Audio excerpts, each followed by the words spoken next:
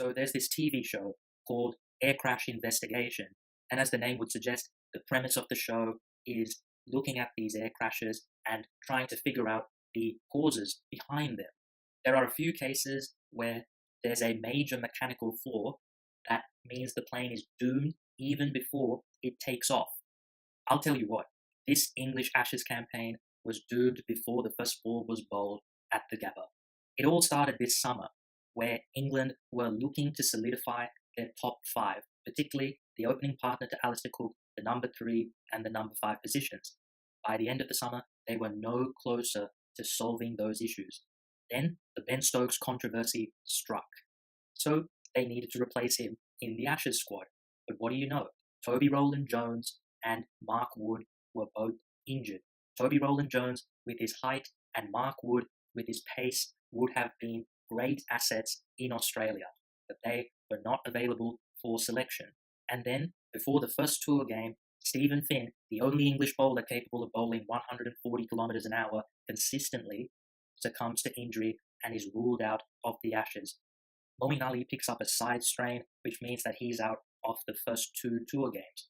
And then, in amongst all the tour games, Jake Ball comes under an injury cloud as well. So the English fast bowling stocks are completely decimated at this point. So off the field, Kings were going awry, and on the field, Kings weren't much better.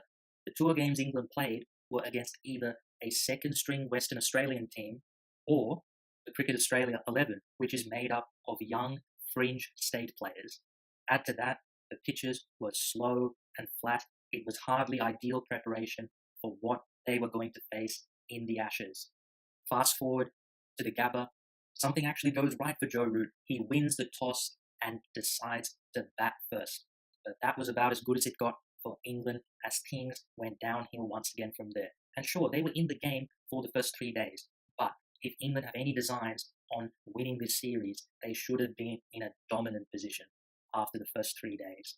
But the holes which many thought this team possessed were clear for all to see.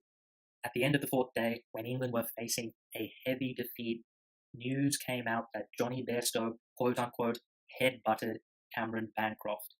Just what Australia needed, more ammunition to sledge the English players and to get under their skin.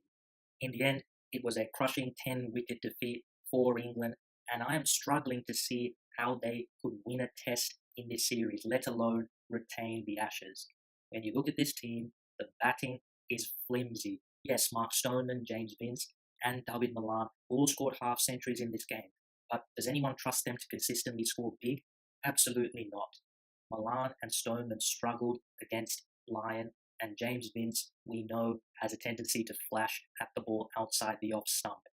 And then even their two established players showed weakness. Alistair Cook looks a shell of his former self, and it's going to be hard for him to wrestle back the momentum in this series. And Joe Root, Australia looked like they are honing in on his weakness with the ball angled into him.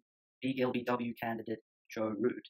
Moeen Ali, his spinning finger was cut during the game, so he wasn't able to impart as many revolutions on the ball. And remember that side strain injury, is he fully fit yet?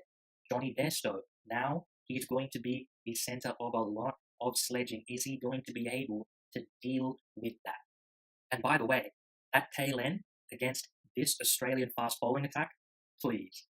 And what about the bowling attack? The fast bowlers simply do not possess the speed nor the ability to hit the pitch hard that is required in Australian conditions.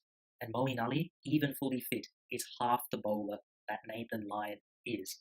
Sure, this Australian team is far from flawless, but I don't think this English team has the ability to expose those flaws. Now, there may be a glimmer of hope for England with Mark Wood potentially being available for selection for the Perth Test, but he's coming off a long injury and has next to no cricket under his belt. Is he going to turn the tide on his own? I somehow don't think so. So for English fans, buckle up, because this is going to be one bumpy ride.